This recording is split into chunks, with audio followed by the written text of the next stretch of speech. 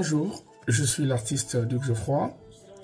Je vais essayer de me présenter à vous et de vous définir ce que je fais comme style de musique, de remonter à peu près à mes débuts et donner un cadre pour que chacun comprenne à peu près ce que je fais.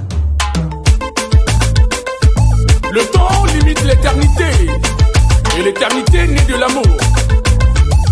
Duc Geoffroy, l'Undertaker. Y'a quoi même? Introniser la lune, on loupe les étoiles. Vis ta vie, on s'en fout des zombies.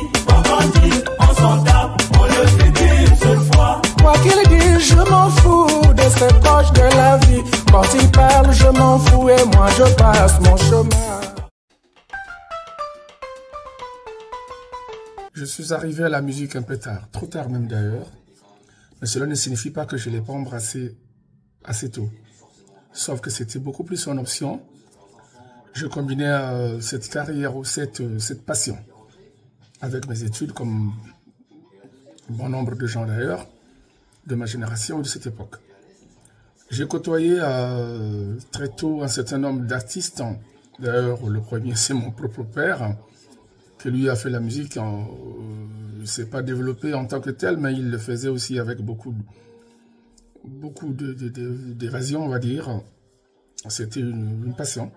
Donc il a côtoyé les artistes comme Taboulé, Luambo Makiadi, il nous parlait de ces artistes-là à la maison. Et très tôt, j'ai perdu donc ma mère, et papa était la seule référence. Au collège, je suis allé côtoyer, il y avait un groupe à Brazzaville qu'on appelait Viva Mandolina. Viva Mandolina, c'est un groupe qui évolue en philo, dans lequel d'ailleurs, grand Rafa Bunzeki a fait ses débuts. Donc dans Viva Mandolina, je partais pour voir à peu près comment cette musique se structurait. Et Viva Mandolina, à un moment donné, avait pour lieu de répétition le Foulakari Chibulma Biala. Et là aussi, j'ai eu à regarder, à aller suivre les répétitions de Chibulma Biala, comment ça se passait. Je ne me retrouvais pas à peu près dans ce style-là. J'ai fini par, avec le peu que je connaissais comme brin d'indices de musique, j'ai formé un ensemble. À Wenze, cet ensemble s'appelait Flamme Victorieuse. Et on se produisait régulièrement. Et même à l'époque, pour une petite anecdote, quand on faisait des concerts, Kevin Bwandé avait un ensemble qu'on appelait Explicano. Généralement, il nous sollicitait pour faire les premières parties, parfois de... Je ne sais pas s'il s'en souvient lui-même.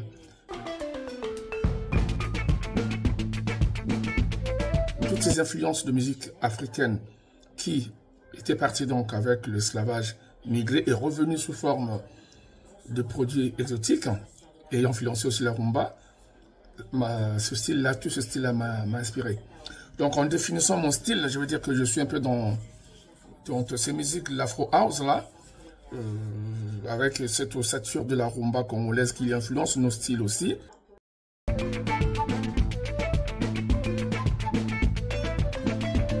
Mais avec des études, et je n'ai pas pu me maintenir parce qu'il fallait quand même à un moment donné concilier les deux. C'était pas évident.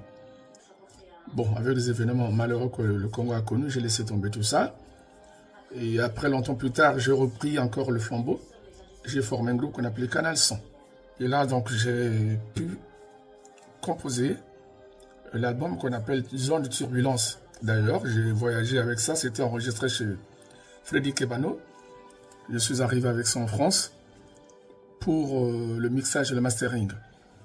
Dans Zone de Turbulence, qu'est-ce que j'avais comme style là-dedans? J'étais un peu beaucoup plus dans le style qui oscillait entre les deux Wenge. Moi, par mon parcours, vraiment la personne qui m'a mené à la musique, le parcours vraiment qui m'a influencé, c'est celui de Koffi Olomide parce que j'étais très fan. Je suis d'ailleurs jusqu'à aujourd'hui. Mais au Congo-Brazzaville, il y a quelque peu un manque à la place publique. C'est pour ça que j'ai décidé donc, en ayant accepté par exemple d'aller me produire à l'IFC de Brazzaville sous le thème Festival Touséo, j'ai fait un retour à peu près aux sources. Et là, j'ai rencontré certaines personnes qui ne me connaissaient pas, qui ne me connaissent pas, et qui ont souhaité vraiment que je fasse connaître la musique parce qu'ils ont trouvé du plaisir.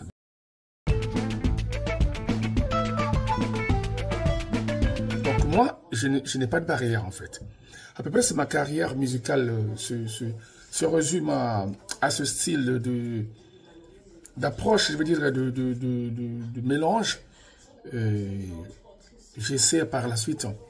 Donc, quand je parle du groupe Canal 100, ça veut dire qu'il y a les collaborations avec d'autres personnes. Je vous les ai citées, par exemple, saxophoniste et les chinoises.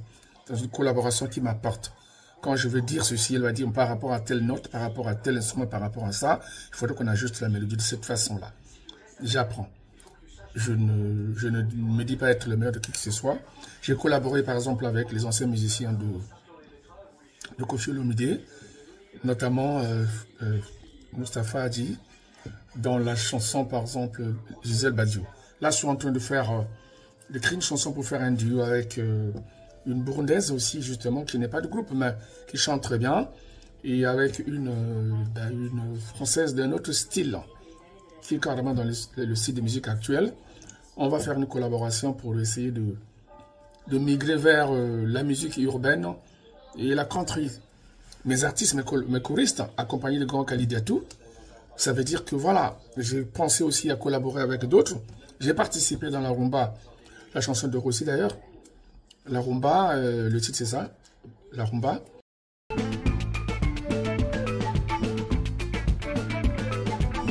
C'est vrai que j'ai fait beaucoup de contrées, mais à Brazzaville, je n'ai jamais eu le temps ou l'occasion, surtout l'occasion, d'aller à Pointe-Noire. La rencontre avec Rosie Makosso est une bonne nouvelle pour moi parce qu'elle, étant conseillère, et aussi, on va dire, elle est dans les médias. Elle connaît ce que c'est que la promotion musicale ou l'encadrement managérial des artistes. M'a conseillé de venir donc à Pointe-Noire.